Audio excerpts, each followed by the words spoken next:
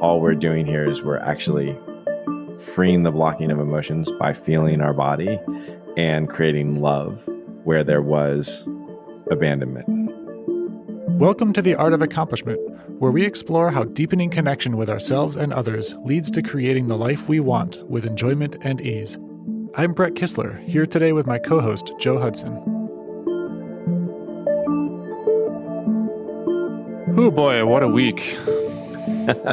I don't even want to get into it, but I'm just going to say, what a week. It's been strange. I think it feels that way for a lot of, when people are listening, it might not be this way, but most of the people I talk to, it feels like there's kind of a certain amount of overwhelm. I don't know if it's because like we're all getting fully back into life after COVID or what it is, but there does seem to be like a lot of people are in overwhelm right now. Yeah, definitely lots of things changing after COVID, but also sometimes there's just stuff in the air, whatever it is. Yeah. Things happen. And you find yourself in these little pressure cookers that the universe creates for us to learn from. Right? Yeah. Which is great because today we're talking about shame, which is one of the things that we find ourselves in the midst of and when we find ourselves in sort of a pressure cooker situation in life. Last week, we talked about shameless apologies. And I think it would be really good to get into really what exactly the shame part of that is. Like, what is it? What actually is shame? How does it show up? And how is it that it seeps its way into so many parts of our life, including the ways that we make apologies, but many other things as well? Yeah. I think there's so many ways of looking at shame. The way that I like to look at it is that it is nature's way of training us to be good citizens, right? It's not a perfect methodology or good tribe members or good family members or something like that. And the way it works for the most part is that when you are ostracized from the group, you feel shame. So an example of this would be, let's say you're sitting with your aunts and you are flatulent, you fart, and all the aunts laugh. There's not going to be any shame. Like you're a little kid, right? You're 5 years old. But if you're 5 years old and you fart and all your aunties are like, oh, shame on, have that kind of like, you shouldn't have done that attitude, then you're going to feel shame. So shame is this mechanism that we have that teaches us on an emotional level how we should and shouldn't be. I haven't seen any research on this, but my personal experience is that there's actually natural shame as well, meaning I think that there's, like, all human beings are equipped with a certain way of acting, and that their system's going to feel shame if they don't act in that way generally.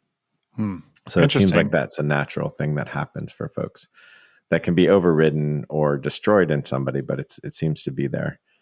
I remember when I was like 5 years old, I had this experience of, I was at this school fair and there was a raffle, and I was like at the raffle table. My parents were doing something else, and there was like this G.I. Joe figure, and he had a like amphibious unit, and I really wanted to play with it. So I took it off the table and started playing, and this guy got really angry at me. Oh, where's your mother? And my mom came over, and my mom's like, he's 5. He doesn't know. He's just playing with it, whatever he wants to play with, like, relax. And so I didn't get in trouble. This guy was yelling at me. But I remember that when my mom said that, I got this kick in my stomach of shame. It was just like this kick.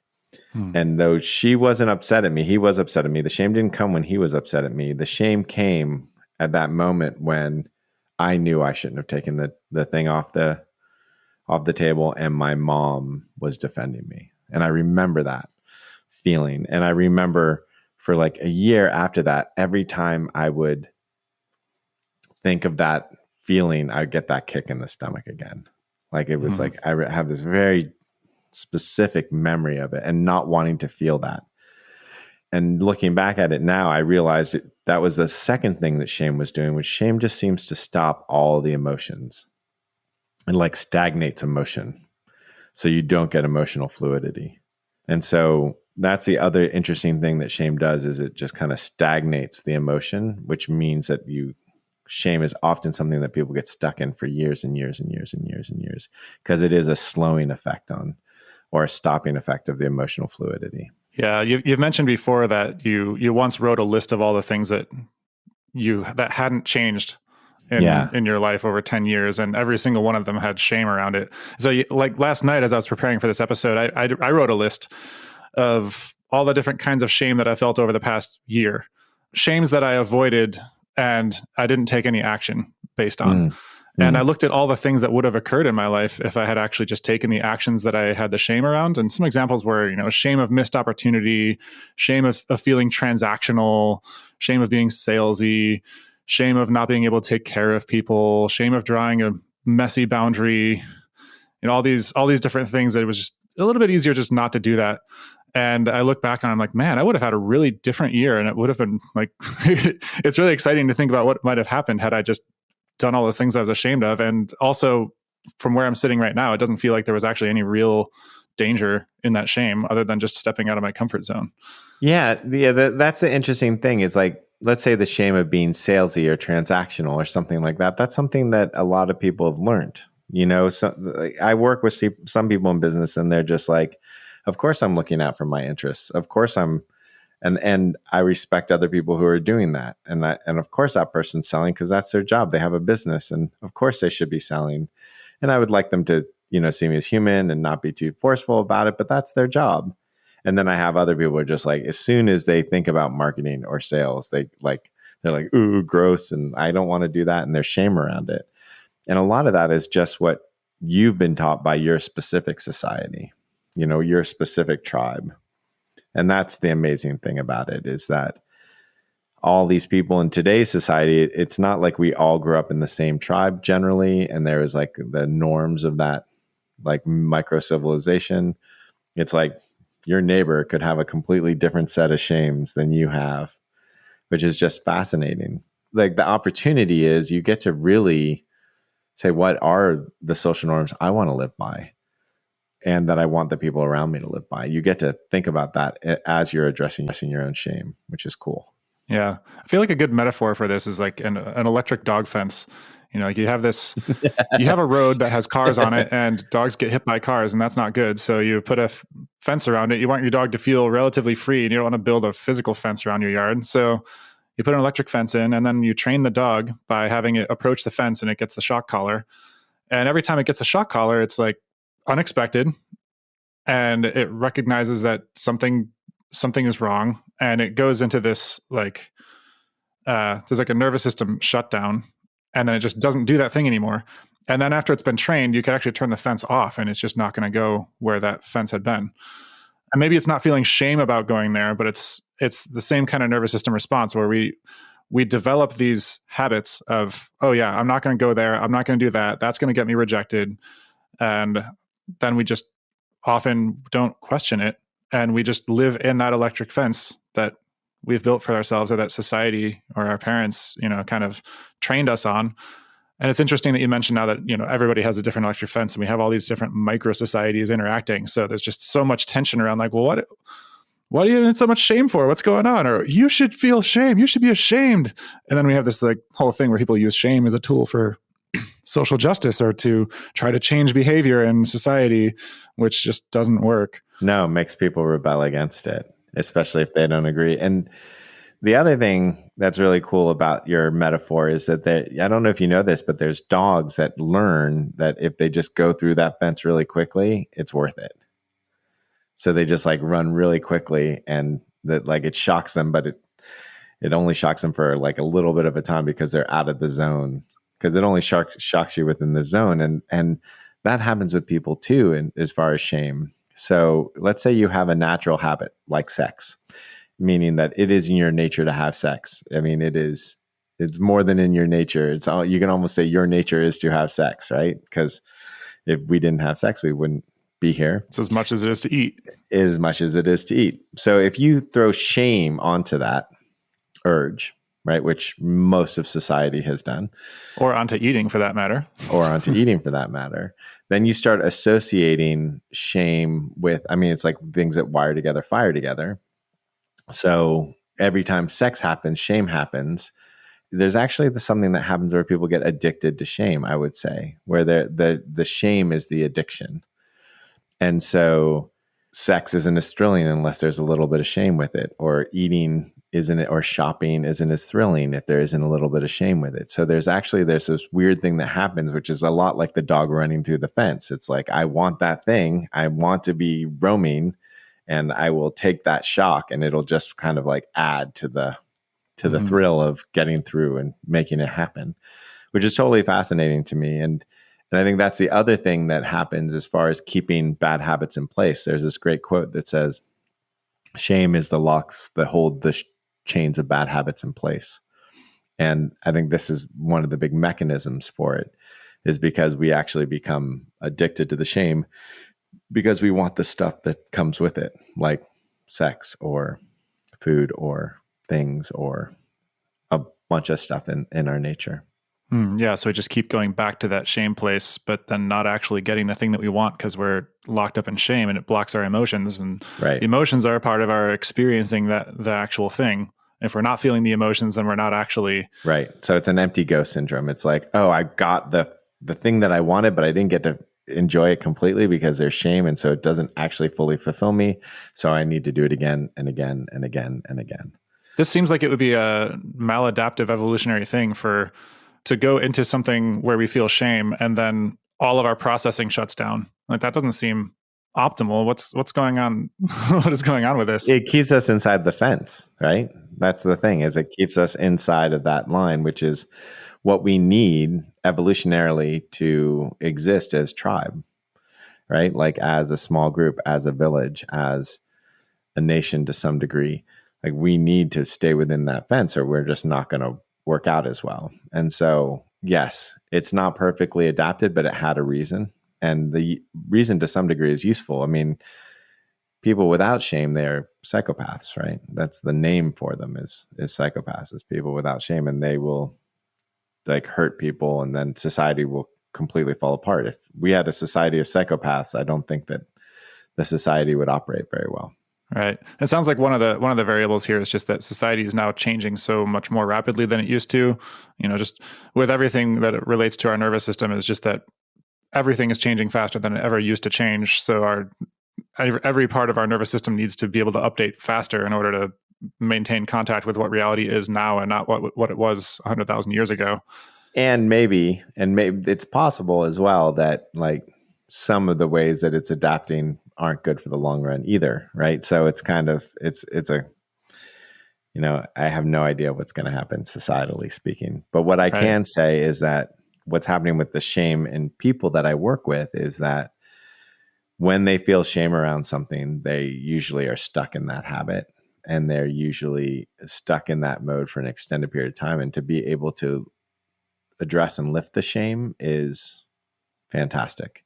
Mm-hmm. And the crazy thing about addressing and lifting that shame is that there's an intellectual basis to it, and there's also an emotional basis to it. And you don't really get the lift without the emotional basis, meaning a lot of people know, okay, yes, I realize that the church told me sex was bad. I realize that, my grandmother told me sex was bad, but I know sex isn't bad. Yet I still feel shame wanting sex, and I still recreate sex in a way that I get to feel shame. Instead of having sex in a way that would make me feel no shame, I continually choose to have sex in a way that gives me shame. That whole thing that happens has to be addressed with the emotions behind it. You can't just address it intellectually. It doesn't change anything for people. Yeah. In fact, even that can just increase the level of tension that you feel internally. If you intellectually know that you, quote, shouldn't feel this shame, and your body does feel the shame, and you don't know what to do about it, then you can actually just stress yourself out even more and just vibrate in place. Yes. This. Yeah, I've found myself in that a lot. Yeah, I can describe everything that's wrong with me, but I haven't.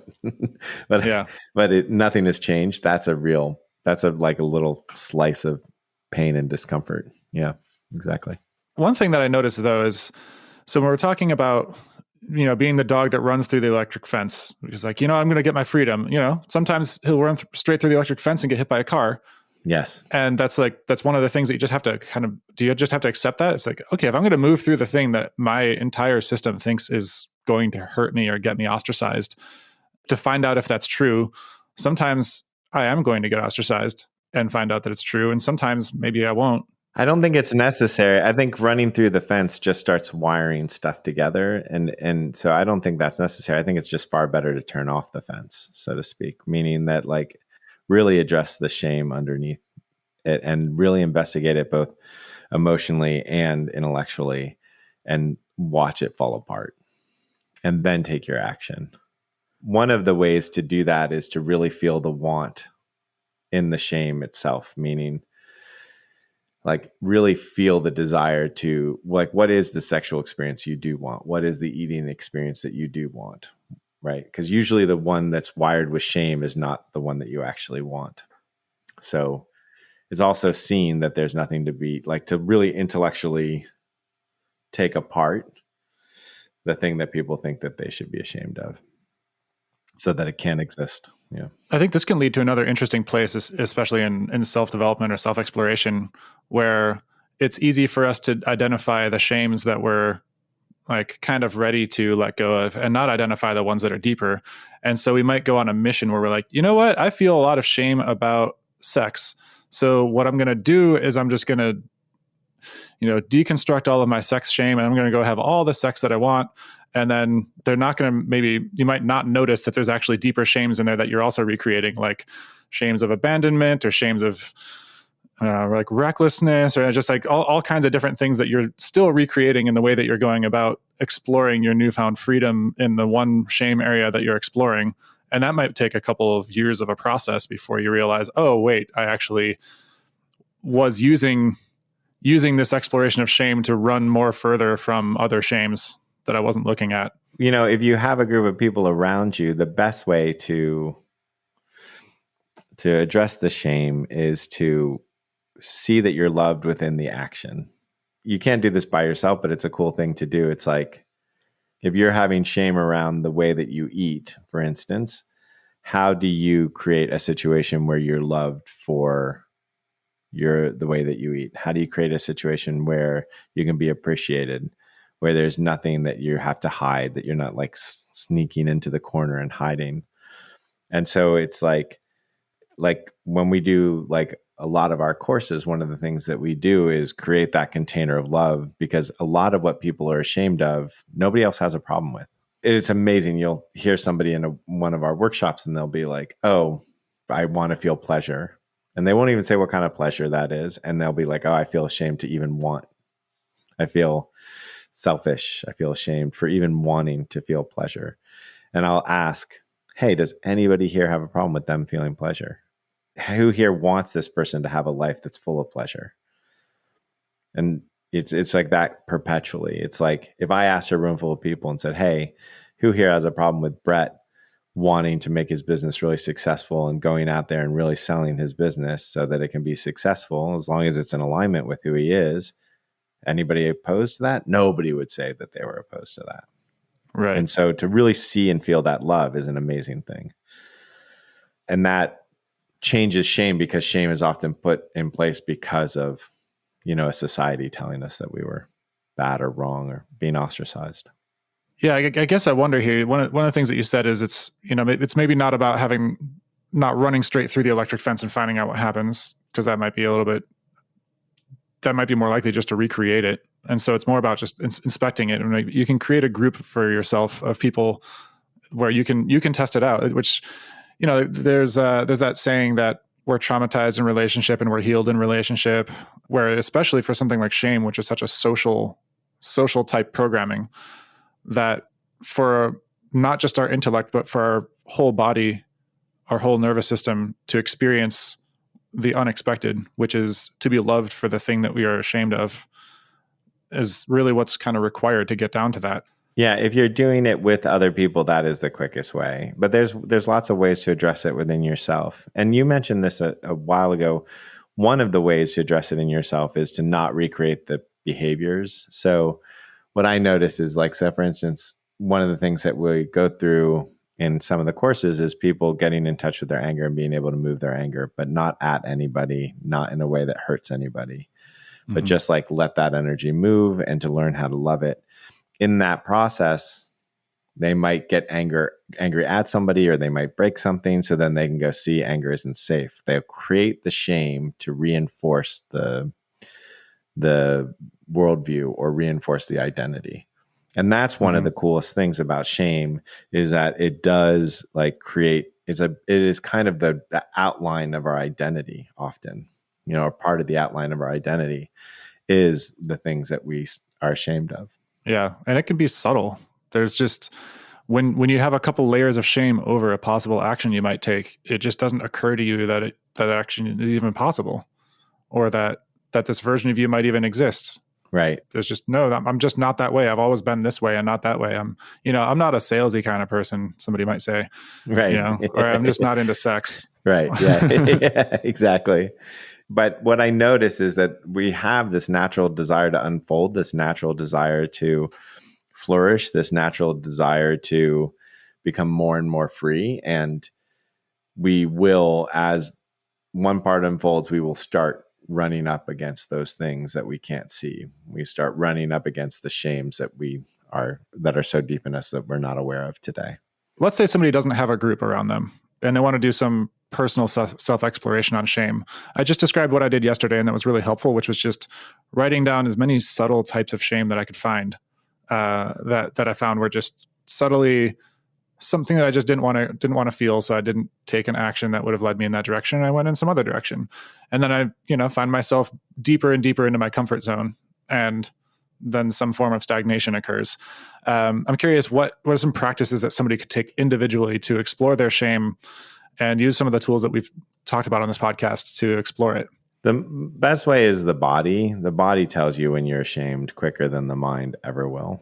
And so there's a certain feeling that you get when you're ashamed in your body, and to be able to be aware of that and to see that happening, that's great. Your mind will often spin on shame. So if you notice that your mind is spinning, going over the same story over and over and over again, then you can see that there's shame in that. And then you can start finding the beliefs in that as well. So that's another way to do it, using your intellect to find it. The other way to deal with it is just start dealing with the shame that you can see, and then the other shames will present themselves, you solve one and then the next one's come. And what you'll start noticing is that a lot of the shames, they contradict themselves. So if you say to somebody who's like, I don't want to always be talking, and say, okay, cool. So are you good with like always being quiet? They're like, no. Okay. So what's going on there? What is it that you actually want? And what you'll notice is that want isn't solidified in their system. They're very clear on all the things that they're not allowed to want. They're very clear on all the things that they can't do, but they haven't actually found the solution that goes, oh, okay, I can do this. And it's as simple as people, let's say smoking. If you're like, okay, so do you want to smoke? They're like, no. Are you ashamed of smoking? Yes. Okay. And do you want to never have a cigarette again in your whole life? They're like, no. It's like, oh, wow, what's going on there? And so really being able to feel through your wants is another great thing. To intellectually see how many double binds you're in with your own shames, where you're in no-win situations where there's no way that you have an out. And then to find your wants so that you can see what the right out is. Those are really good, useful things. And the other thing is to feel the shame all the way through. So shame has a stagnation, and the stagnation occurs because you don't want to feel it. You don't want to think about it. You push it aside. And if you stop pushing it aside and you say, okay, what is that thing? And how do I love that? Because the shame is, in a weird way, is the absence of love, right? And so if you can love that thing that you're ashamed of, then you can move through it. Mm-hmm. Yeah, there's almost even like an absence of awareness. It's like awareness tends to naturally draw itself away from where there's shame, and it becomes just this like kind of barren wasteland in the body. That's right. And if you bring awareness back to it, it's as though shame is an emotion that blocks other emotions. It's like some emotional nemesis. Yeah, it does. It stops that fluidity from happening because it feels so uncomfortable to us that we just push it and anything that comes with it aside. Right. And so people who are ashamed of their sexuality, they can't feel that full desire. They can't feel that full wanting. They can't. And when they're having sex, they're not like fully deeply into the pleasure. right? It's like the sex is going to be much quicker and harder, and they can't actually fully allow all the pleasure of that sexual experience into their system. And it's the same thing with somebody eating. If they have a lot of shame around their food, they're not able to just really, taste it and savor it. And that's not to say that people who don't taste all have shame around their food. That's not what I'm saying. Or that you can't have all sorts of sex and enjoy it. I'm just saying that the capacity to enjoy it goes away if you have shame. It sounds like there's a lot of subtlety here, just as there is with any emotion. If you look at an emotion, you're like, okay, I feel sadness. There could be more and more subtle levels of sadness. I mean, more different subtle kinds of emotion that are something next to sadness, melancholy, nostalgia, and the like. And the same can be true for shame. And I noticed that there's sort of a progression that happens when we start to do more emotional exploration, is that we start by just not being aware of the emotion, or we report it as that we feel good or we feel bad. And then we start to recognize the emotion. It's like, oh, I feel shame. And then getting deeper, it might be, oh, I feel specifically the shame around money. But there's sometimes I don't feel ashamed about making money, but maybe I feel ashamed about making money if I don't feel like I'm really creating value, or like that it came from some work ethic that was trained up in me. Or I don't feel like if I make the money, but I don't feel like, I deserve it. Or, there's all these different subtleties, but then also each of the subtleties you can get lost in, like, oh, I have this particular subtle form of shame, but then creating that label of that shame is still an intellectual barrier to actually experiencing and feeling it in the body. Yeah. And if you can feel and experience it in the body, you don't have to name it. You don't have to understand very much of it. Like if somebody was like, what's the quickest way for me to get through shame? It's like every time you feel it, stop, invite it, love it, welcome it back anytime it wants to come. And when it's ready, then you move. And then you keep moving until the next time you feel it. And if you just did that, you wouldn't have to understand anything. You would just more and more be in love with your life and each other. And there's this fear, like people think, oh, okay, but if I do that, then I'll be the psychopath and I won't be able to, I'll start hurting people and I'll be only self-interested. That's the belief system. But what actually happens is that you become more and more in love with yourself and everybody else. Mm. If you really feel the love for all the things that you're ashamed of. And that love has a very strong moral compass, right? The more that you're in love with people, the less the more painful it is to do anything that would be knowingly hurting them in the long run. You might be happy to hurt them in the short run if it's for their greater good, or for their greater good. But yeah. Yeah, the very fact that you're even asking this of yourself, like, well, what if I become a psychopath? Like, I don't know of any psychopaths that are like, well, what if I became a psychopath and I didn't care about people's feelings or how I'm hurting people? That's just not how a psychopath operates. So it's right. This moral compass is even there in the belief system that would hold you back from feeling your shame. Right. Oh, that's beautiful. Yeah, I hadn't thought about it that way. That's beautiful. Right. Yeah. Another cool thing you can do is you can say, oh, okay, so if you find yourself, you want something and you're ashamed of that thing that you want, you can just ask yourself this really cool and very simple question, which is, if I thought that I was inherently good, how would I interpret that want? How would I see that want? So if it's like, oh, I want $1 billion. Okay, that's selfish. That's greedy. I should be ashamed of that. Okay. And if you saw yourself as inherently good, what would you make of that want? Oh, I see that I want security. I see that I want to feel safe. I see that I want to be seen as important. I see that I want to help people. I see that I want to I want autonomy. And you could see what was behind the want. And so there's what happens in shame is that there has to be a belief system that you're not inherently good. And if you can get in touch with your inherent goodness, right? And so what's interesting is the idea that is, if I let go of my shame, I will be bad. But what's actually happening is when you let go of your shame, you get in touch with your inherent goodness. Yeah. And I can also see what our notions of inherently good mean might also color this as well. It's like, you know what? I just want to become the leader of the free world so that I can finally implement the surveillance and police state that will finally make everybody safe. Right. Because that's just my inherent goodness coming out. Yeah. So what I'm suggesting is more of when you feel the shame, interpret it through the lens of you're inherently good. Mm-hmm. Not using I'm inherently good to justify, to run your shame down and push it down and justify your behavior that feels like shit inside of your system. Right. And so how do you notice the difference between what you're doing there, if that's the case? Yeah, your body doesn't like it. Like there's no way that the person who's like, I want to control everything so that I feel safe, feels good in their body. Like I've seen those people. They're incredibly rigid, right? They're held all the time. Their shoulders are rocks, right? They're like, those people are not in conflict in their body. They've cut themselves off from their body, because if they felt their body, they would be screaming in pain. Yeah. So part of the practice here is becoming more aware of the subtle unconscious tensions in our body and the conflict in our emotions. And that's just part of this entire journey. And shame is one dimension on which to make that exploration. Yeah. So the way, like, if you go back to our original definition of shame, it's what society does to tell you that you're not behaving properly, and it controls, like it's that mechanism, but it's also the blocking of emotions.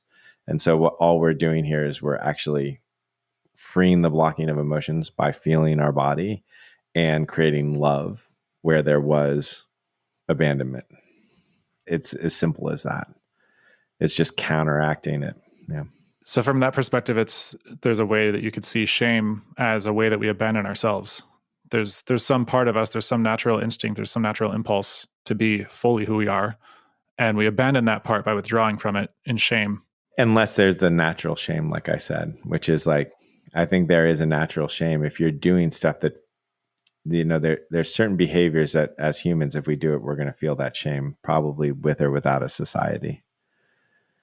Hurting people we love on purpose for our own good, for our own short-term good, is going to feel crappy in people's bodies, probably no matter whose body it is, unless they are neurologically atypical. Yeah. I think part of what we've been talking about with exploring the shame and bringing attention and love to it is that it will distill into its more natural form, and it won't entirely go away. You're not, by doing self-exploration in any emotion, you're not going to be able to remove the experience of emotion just because you're working to deconstruct it.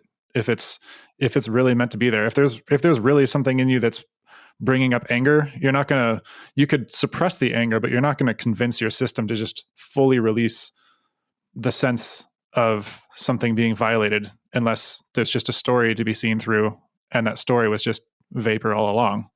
Yeah, so I would say that with all the emotions, including shame, if you're trying to get rid of it, then you're not welcoming it. So then you're not actually loving it. And it's like saying, it's like welcoming kids into the house just so that you can get the fuck rid of them. Like they don't feel loved, right? So the idea is that you are actually welcoming the shame, and you look forward to feeling it, and you invite it. It's not in any way to get rid of it. And as that happens, it becomes more of its natural expression rather than the expression that people used to control you when you were a kid or to control you in society. And not to say that they were trying to control you because they were bad. They were just passing on what they had learned. Yeah. Yeah. And so this brings me to another question, which is how we relate to others when others are feeling shame. When somebody comes up and they give us an apology with a bunch of shame, and we talked about in the last episode how that feels to receive. And so if let's say somebody in our lives is repeating a shame loop, and maybe the actions that they're taking that shame loop are hurting us. Maybe it's an employee who's not delivering or not being honest, or maybe it's a partner, or maybe it's a brother who's addicted to some drug, and there's this shame loop, and you see somebody in it. What's a way to be with them in that shame? Yeah, there's kind of two things there. The first one is if I just see somebody in shame. So like the way Tara and I have decided to raise our kids is that we don't shame them. We don't punish them, and we don't shame them. And what I've noticed in them is that they will shame themselves. Like we don't have to do anything. When they do something that is not in alignment with their moral compass, man, they will shame themselves. And sometimes they'll even shame themselves when I'm like, that's ridiculous. Like that, like, please don't. And I will literally say that to them. I'm like, I see that you're ashamed, and I want you to know there's nothing in me that wants you to be ashamed. You're welcome to be ashamed, and I can be with you while you're ashamed. But I just want you to know there's nothing in me that wants you to be ashamed. And just like imagine hearing that from your parent, Right. in a moment of shame. Like makes me like misty inside to just think that I'm able to give that gift to my girls. So there's that. And I think if you just see somebody in shame, to be able to stand in love and say there's nothing to be ashamed of is great. With that said, and even when people do really have done some pretty bad things to me out of their own neuroses or whatever, and you get a lot of that as a coach, I will say to them, hey, I don't want you to do that again. And I might even stop our relationship. And I don't want you to feel ashamed. And the reason I don't want them to feel ashamed is because that's just going to recreate the behavior. And if they can feel my love, then hopefully that behavior becomes less prevalent in their life. Now, if somebody's in a shame loop and they are doing something over and over again, and it's creating that bad habit, or it's locking that bad habit in place, then I think it's usually best to just draw boundaries. It's not to try to save them from it. It's to be clear and honest with them and say, hey, I don't want you to be ashamed, and I don't want this kind of behavior in my life. And so when you're ready to not have this kind of behavior, you're always welcome here. If somebody's in a loop, that can be really devastating for their lives and for yours. I mean, that is drug addiction. That is constantly stealing from somebody. And it's that kind of a behavior. And so for me, I just draw boundaries around it.